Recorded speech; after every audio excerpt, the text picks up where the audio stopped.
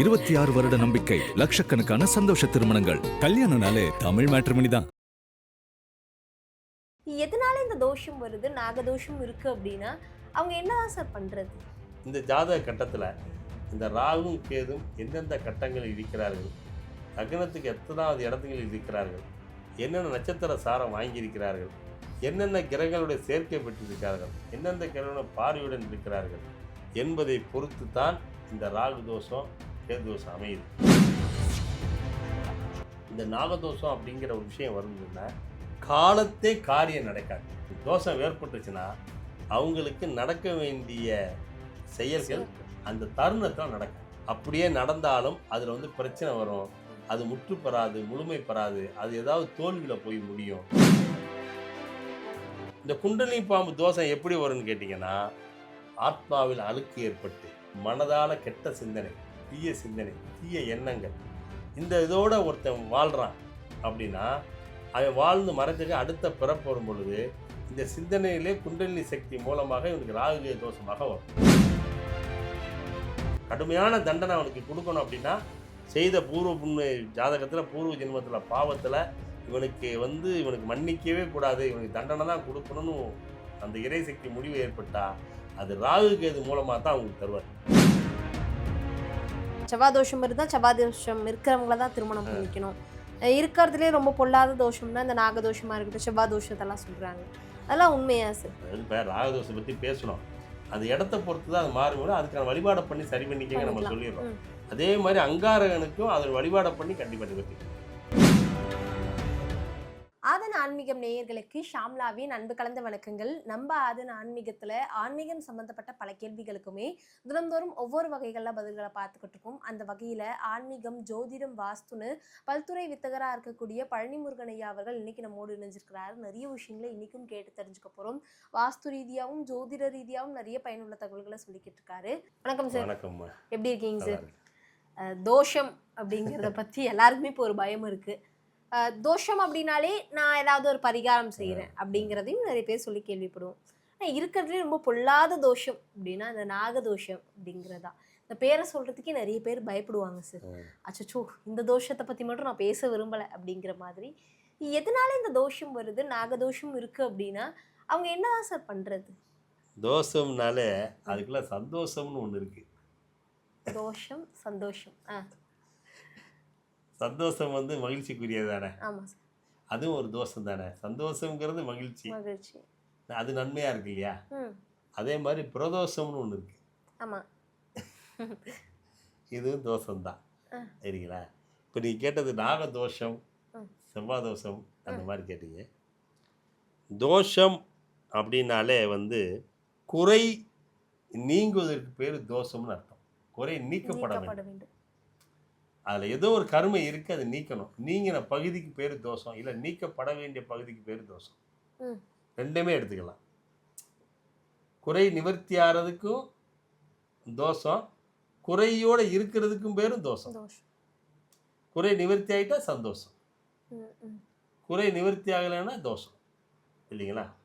இப்போ உங்கள் கேள்வி வந்து நாகதோஷம் அப்படிங்கிறது இருக்கா, சர்ப்பதோஷம் இருக்கா அப்படின்ற ஒரு கேள்வியை நீங்கள் மையப்படுத்து.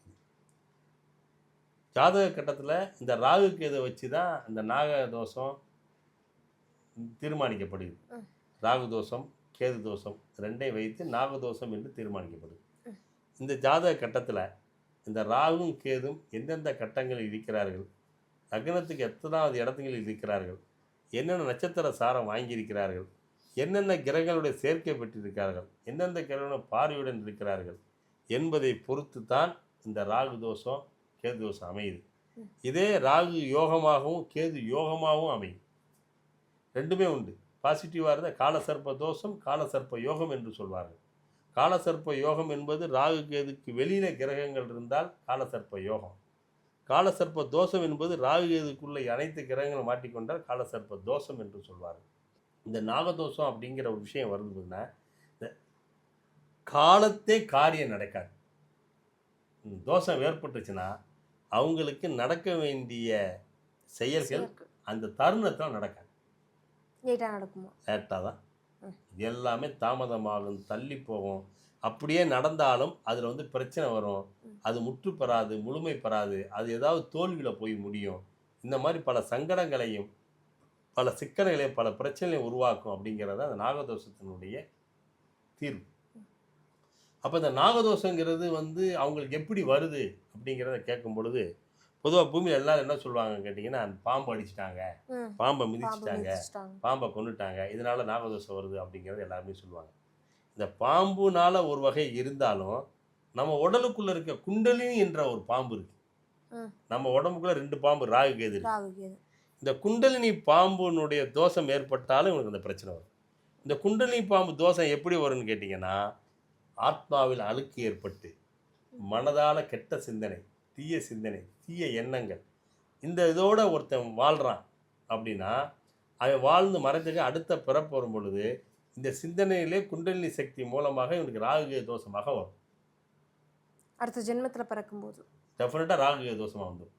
தீய எண்ணத்தோடு தீய செயலோடு தீவினை புரிந்தார் எல்லாருமே அதை அனுபவிக்கணும் இல்லையா?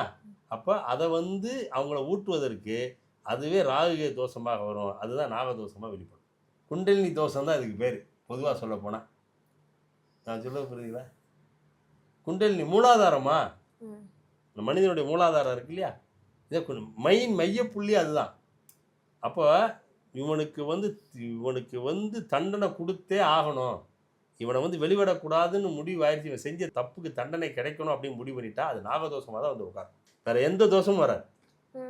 நம்ம கடுமையான தண்டனை அவனுக்கு கொடுக்கணும் அப்படின்னா செய்த பூர்வ புண்ணிய ஜாதகத்தில் பூர்வ ஜென்மத்தில் பாவத்தில் இவனுக்கு மன்னிக்கவே கூடாது, இவனுக்கு தண்டனை தான் கொடுக்கணும்னு அந்த இறைசக்தி முடிவு ஏற்பட்டால் அது ராகு கேது மூலமாக தான் அவங்களுக்கு தருவார். அது குண்டலினி சக்தி மூலமாக தான் வெளிப்படும். அந்த குண்டலினி சக்தி தான் ராகு கேது. அதுதான் நாகதோஷம், அதான் சர்ப்பதோஷம், அதான் அரவதோஷம்.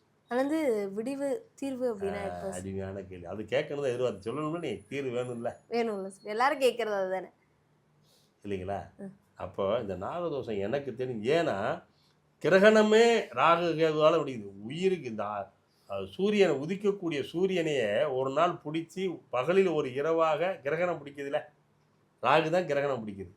சந்திரனையும் கிரகணம் பிடிக்குது, ராகு கேது தான் இயங்க. அப்போ இந்த பிரபஞ்சத்தையே நிப்பாட்டக்கூடிய சக்தி ராகு கேதுக்கு மாத்திரம்தான் உண்டு.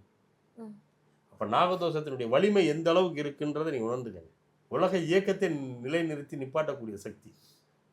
அப்போ உன் வாழ்க்கையிலையும் அது தோஷமாயிடுச்சுன்னா உனக்கு அந்த இது நிற்கும்ல, 1% வரும்ல. கிரகணம்னு சொல்லணும் அவனுக்கு எல்லாமே கெட்டுப்போனால் இந்த ராகு தோஷம் நாகதோஷம் அவ்வளோ கடுமை. நாகதோஷத்துக்கு வந்து பரிகாரம் பண்ணிக்கிட்டே இருக்கணும், அது அவ்வளோ சீக்கிரம் விடாது. எல்லாம் சொல்லுவாங்க, நான் திருநாசரம் போயிட்டு வந்தேன், காளகஸ்தி போயிட்டு வந்துட்டேன், புத்துக்கு பால் வாங்கி கொடுத்துட்டேன், முட்டை வாங்கி வச்சுட்டேன், அப்புறம் உடனே தீர்ந்துன்னு நினைப்பாங்க. அதெல்லாம் அவ்வளோ சீக்கிரம் விடாது. ஏன்னா இருக்கிறதுலே காது பாம்பு காதுன்னு கேள்விப்பட்டீங்களா? அவ்வளோ ஷார்ப்பு பாம்பு எங்கேயோ இருக்கும். அதுக்கு ஆனால் பாம்புக்கு காது இல்லைம்பா. குண்டலினி சக்தி மாதிரி உங்ககிட்ட இறை சக்தி உங்ககிட்ட வந்துடுச்சு, உங்கள்கிட்ட இறை சக்தி அதிகமாக இருக்குது, அந்த ஆத்ம பலன் ஆன்மீக பலன் அதிகமாயிடுச்சு அப்படின்னாலே நீ இருக்கிற இடத்துக்கு பாம்பு வந்துடும். நல்லது தானே சார் பாம்பு பார்க்க? அது வந்து குட்டு, நல்லது. நீங்கள் வந்து அதாவது ஒரு மகான் சித்தராக இருந்தால் பாம்பு வந்துடும் சொல்லுவாங்க. ஒரு கோயிலுக்குள்ளே பாம்பு வந்துருச்சு, அம்மன் தள்ள பாம்பு, இதெல்லாம் இது வந்து நல்ல சகுனம்.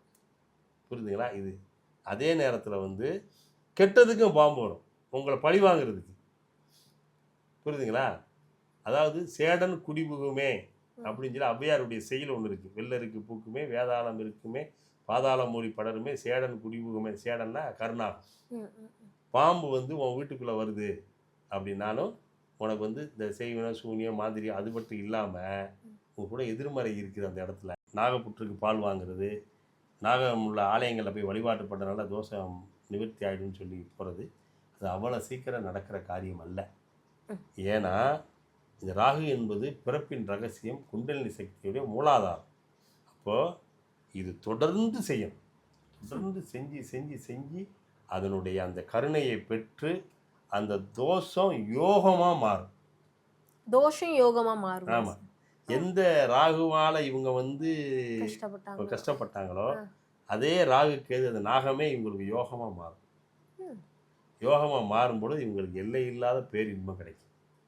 நாகதோஷத்தை நிவர்த்தி பண்ணும். அதுக்கு தான் நாக சதுர்த்தி நாக பஞ்சமின்னு வருஷத்தில் 2 நாள் வந்தது. இதே மாதிரி தான் அப்போ செவ்வாய் தோஷமுமா சார்? ஆமாம். இப்போ நாக சதுர்த்தி நாக பஞ்சமி எதற்கு கொடுத்துருக்கான்?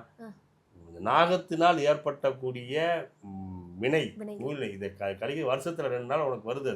அது அந்த நாளில் நீ அதை நீ பரிகாரம் பண்ணினா உனக்கு இம்மிடியேட் ரிலீவ் உண்டு. ரிலீஸ் ஆகிடும், உனக்கு நல்லது நடக்கும், குடும்ப சேமமாகிடும். நிறைய பேர் வாழ்க்கையில் பார்த்தீங்கன்னா களத்திரத்தில் 7, 8 ராகு இருக்கும், ராகு கேது இருக்கும். குடும்பத்தில் பூர்வ புண்ணிய ஸ்தானம் 5 ராகு இருக்கும், குழந்தை இருக்காது. 7, 8 ராகு இருக்கும், கல்யாணம் ஆகாது. இவனை சார்ந்த ராகு இருக்கும். இது மாதிரி நிறைய தடைகள் வந்து குடும்பத்தில் ராகு இருக்கும். இதெல்லாம் பிரச்சனை அவங்களுக்கு. ராகு இருக்கும், கேது இருக்கும். சர்ப்பகிரகம் எங்கே உட்காந்து அந்த இடம் கண்டிப்பாக அதுக்கு தகுந்த மாதிரி அவங்களோட சோதனையை கொடுத்து தான் ஆகும். அப்போது அந்த கட்டத்தில் இருக்கிற சோதனையை வந்து அந்த தோஷத்தை நிவர்த்தி பண்ணுறதுக்கு அதற்கேற்றமான வழிபாடு முறைகளை முறையாக கையாண்ட வழிபாடு செய்தால் கண்டிப்பாக நிவர்த்தி உண்டு. அந்த நாகலோகம் என்பது பாதாள லோகத்தினுடைய தொடர்பு. ஆதிசேஷன் தான் அதுக்கு தலைவர். மொத்தம் அஷ்ட நாகன் என்று சொல்லக்கூடிய 8 நாகம் இருக்குது. ஆதிசேஷன் வந்து பெருமாளுடைய படுக்கை அவர் தான். வாசுகி சோர்மானுடைய கண்டத்தில் இருக்கிறவர். இதை ஏன் நாகம் இல்லாமல் இறைவனே இல்லை பார்த்தீங்கன்னா, நம்ம இறை வழிபாட்டை எல்லாத்துலேயுமே நாகம் இருக்கும். அம்பாளுக்கு நாகம் கூட பிடிச்சிருக்கு, பிள்ளையார் பெல்ட்டில் போட்டிருப்பாரு, முருகப்பெருமான் மயில் மேலே நாகம் இருக்கும், சுவாமிக்கு எல்லாத்துலையும் அப்போ நாகம் வந்து ஏன் எல்லா தெய்வம் நாகம் வச்சுருக்கிறாங்க அப்படின்னா, அது வீரியமுள்ள குண்டலினி சக்தி. அதன் மூலமாக தான் எல்லாருமே இறை சக்தியை பார்க்க முடியும். குண்டலினி சக்தி இல்லாமல் யாரும் பார்க்க முடியாது. குண்டலினி சக்தி நாகம் என்பது கிரகத்தின் மூலமாக வெளிப்படுவது. எனவே அதை முறையான வழிபாடுகள் செய்து வணங்கி வந்தால் நிச்சயமாக தீர்வு உண்டு. அதற்கேற்ற மாதிரி அந்த பலனும் முழு பலனை பெறலாம். அதே மாதிரி பார்த்தீங்கன்னா, நீங்கள் செவ்வாய் தோஷம் கேட்டீங்க இல்லையா, அங்காரகனுக்கு கிட்டத்தட்ட அது மாதிரி தான். அங்காரக தோஷம் வந்து பெரிய லெவலில் தோஷம் சொல்ல முடியாது. அதாவது சதுர்கேந்திரங்களில் சுபர் இருந்தால் தோஷம் என்று சொல்வார்கள். 4, 7, 10, 1, 5, 9 இதிலெல்லாம். இதில் செவ்வாய் வந்து லக்னத்துக்கு 12ஆம் இடத்துல ஒருத்தருக்கு அமைஞ்சாதான் கடுமையான ஒரு தோஷம். 12ஆம் இடத்துல செவ்வாய் இருந்தால் களத்திர ஸ்தானம் பாதிக்கப்படும், மனைவி ஸ்தானம் பாதிக்கப்படும், இல்லற ஸ்தானம் பாதிக்கப்படும். அதுதான் செவ்வாய் அங்காரனால அங்கார தோஷங்கிறது பெரிய அளவில் பயப்பட வேண்டிய தேவையே கிடையாது. ஆனால் 12ஆம் இடம் அயன சயன போகஸ்தானத்தில் செவ்வாய் உட்காந்துட்டார் அப்படின்னா அந்த இடம் இவனுக்கு கண்டிப்பாக பாதிக்கப்படும், இல்லறம் பாதிக்கப்படும். அதனால் அதுக்கான செவ்வாய்க்கு பரிகாரத்தை பண்ணிவிட்டு அவன் வாழ்க்கையை ஆரம்பிக்கும். அப்போது சொல்கிறாங்களே சார், இப்போ செவ்வாய் தோஷம் இருந்தால் செவ்வாய் தோஷம் இருக்கிறவங்கள தான் திருமணம் பண்ணிக்கணும். இருக்கிறதுலே ரொம்ப பொல்லாத தோஷம்னா இந்த நாகதோஷமாக இருக்கட்டும், செவ்வாய் தோஷத்தெல்லாம் சொல்கிறாங்க. அதெல்லாம் உண்மையா சார்? அதாவது தோஷங்கிறது வந்து நம்ம பொல்லாத தோஷம்னு எதுவுமே கிடையாதுமா. அதாவது இப்போ ராகதோஷம் பற்றி பேசணும், அந்த இடத்த பொறுத்து தான் அது மாறும். அதுக்கான வழிபாடை பண்ணி சரி பண்ணிக்கங்க நம்ம சொல்லிடுறோம். அதே மாதிரி அங்காரகனுக்கும் அதை வழிபாடை பண்ணி கண்டிப்பாக நிவர்த்தி பண்ணிக்கலாம். அந்த தோஷம் என்பது அங்காரகன் 12ஆம் இடம் தான் கடுமையான தோஷத்துக்குரியது. ஏன்னா அவருடைய பார்வை 8ஆம் இட பார்வை வந்து 8வது பார்வை குரூர பார்வை. 8வது பார்வையாக 7ஆம் இடமான கலத்தரசனத்தை பார்க்கறதுனால அந்த அங்காரகனுக்கு வந்து அந்த இல்வாழ்க்கை என்பது பிரச்சனை ஏற்படும் அந்த ஜாதகருக்கு. ஏன்னா அதுக்கு மாத்திரம்தான் அங்காரக வழிபாடு பண்ணுவது விசேஷம் என்பது நான் சொல்லிக்கிறேன். மற்றபடி செவ்வாய் எந்த இடத்துல இருந்தாலும் தோஷம் கிடையாது. அது சந்தோஷமான நிகழ்வு தான், மகிழ்ச்சி தான். அவருக்கு தான் மங்களகாரகன் பேர். மங்களன் அப்படின்னா செவ்வாய் தான், நல்ல நாள்னா செவ்வாய் தான். நம்ம செவ்வாய்க்கிழமை வெறுவாயின்னு சொல்லுவாங்க, செவ்வாய் இங்கே கிடையாது. நீங்கள் மத்திய பிரதேச போய் பார்த்தீங்கன்னா மங்களகாரகன் செவ்வாய் வட இந்தியா பூரா செவ்வாய் தான் நல்ல நாளை கொண்டாடுவாங்க. ஆனால் செவ்வாய் என்பது தோஷத்துக்குரிய கிரகமே கிடையாது. அது ஒரு ஒரு ஒரு வேகமான கிரகம், போட்ஸான கிரகம், யுத்த கிரகம். எனவே மங்களகாரகன் அவர், நன்மை செய்யக்கூடியவர் தான். வீட்டில் மங்களம் இருக்கணும், நல்லது நடக்கணுமா, செவ்வாயுடைய அனுகிரகம் கண்டிப்பாக இருக்கணும். ஏன்னா செவ்வாய் தான் தைரியம், வீரியம், விஜயம். ஒரு வீட்டில் தைரியம், வீரியம், விஜயம் இருந்தால் தான் அந்த இடமே சுபிட்சமாக இருக்கும். எல்லாம் இருக்குது, தைரியம், வீரியம்லாம் சுபிட்சம் இருக்காது. ஆனால் அதுக்காரவர் யாருன்னா அங்காரகன். இவர் மங்களகாரகன் என்று பெயர். இந்த மங்களகாரனை வணங்கினா எல்லா மகிழ்ச்சியும் நடக்கும். கண்டிப்பாக சார், நிறைய விஷயங்களை பகிர்ந்துக்கிட்டீங்கன்னு நினைக்கிறேன். மிக்க நன்றி சார். வணக்கம்.